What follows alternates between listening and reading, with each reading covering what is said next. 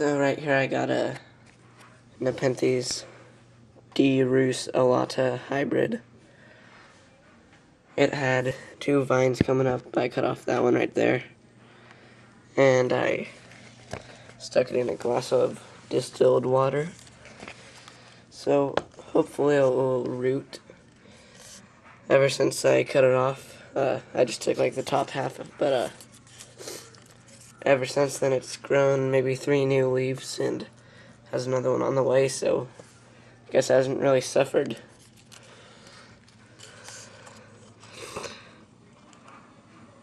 Doesn't really have any roots yet, but I think they should form in the next few weeks if they ever will. So yeah, oops. I just keep this where it can get plenty of good light, and yeah, it doesn't seem to have suffered at all actually from being cut off. It's just started producing a lot smaller leaves up there. But yeah, so this is the main plant, and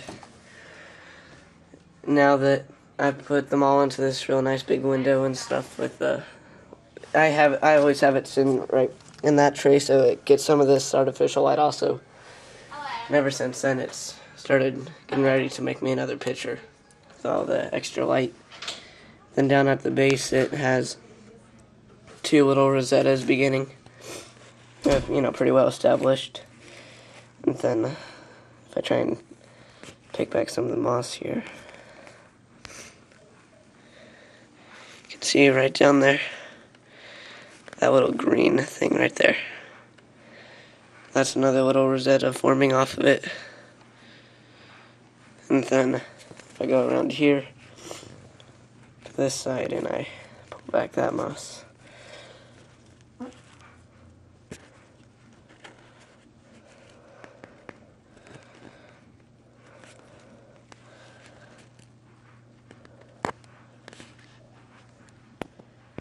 then down in there.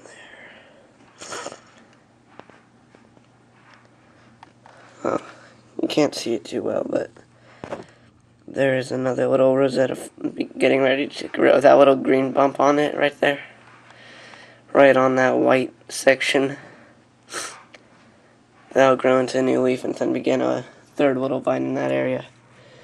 And then once these begin to get established, I might end up cutting off this big vine and just let the 3 or 4 little rosettas grow, because I personally find the dead stem kind of unattractive, and I prefer bushier plants over the tall plants. So yeah, they grow fairly quickly and obviously produce lots of offshoots. In fact, I recently separated off one that was maybe that tall, a few inches. I divided that off of the main plant and I gave that to my grandma for Christmas. And yeah, so makes lots of little babies down there. My Nepenthes truncatum has opened up a new pitcher. It is, like maybe 2 inches big, 2 inches tall. You can see the level of digestive fluid in there. If I shake it around, you can see it. So those are what dissolve the prey like insects, and someday when it's, in the nature or wherever, they'll get large enough to eat small rodents. So yeah, I wouldn't personally feed rodents to mine because I think that's a little bit cruel, but it happens naturally sometimes. It's a common misconception that the acids and enzymes kill the prey, but it's actually the fluid. It just drowns them, and then it digests them over a period of days to weeks.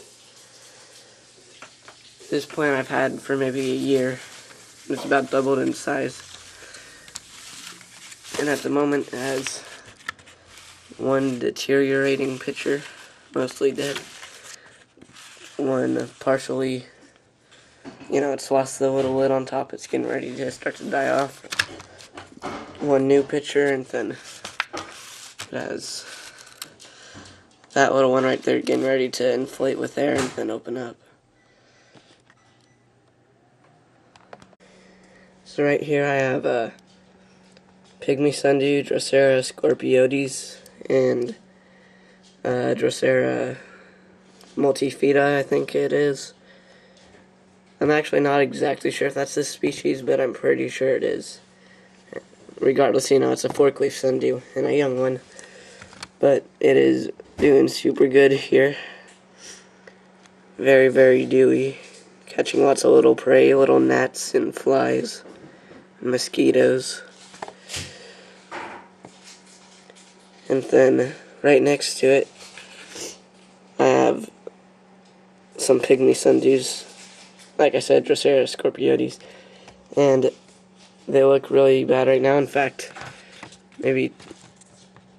that one looks pretty dead to me. I think that one's dead.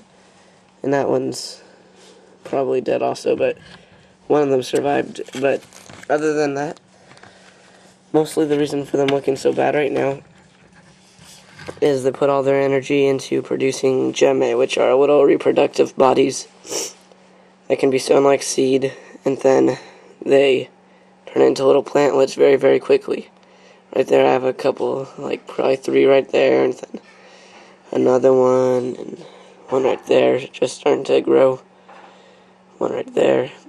That one you can see it has a little gnat or something. It's clenched its tentacles around.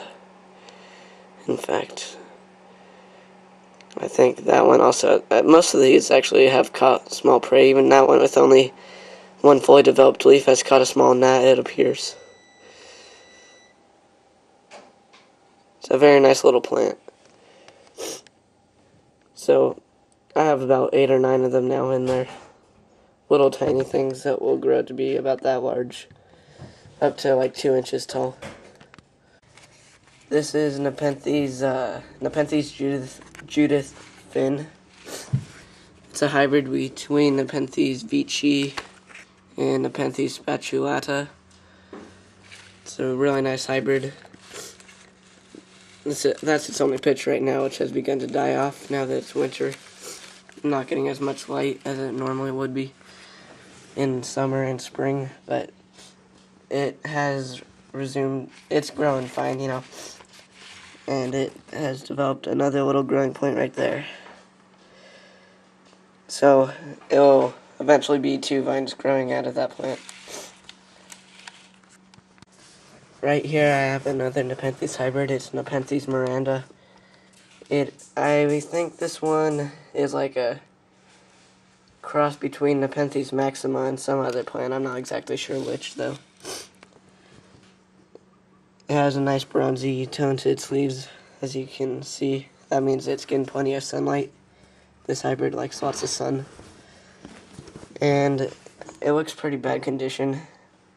And all of them would look they'd all look a lot better, but I let them dry out during the summer a few months ago. And they've just pretty much all recovered now. This one just put out its newest leaf right there. And I cut off the pitcher so it wouldn't exhaust any energy on forming one.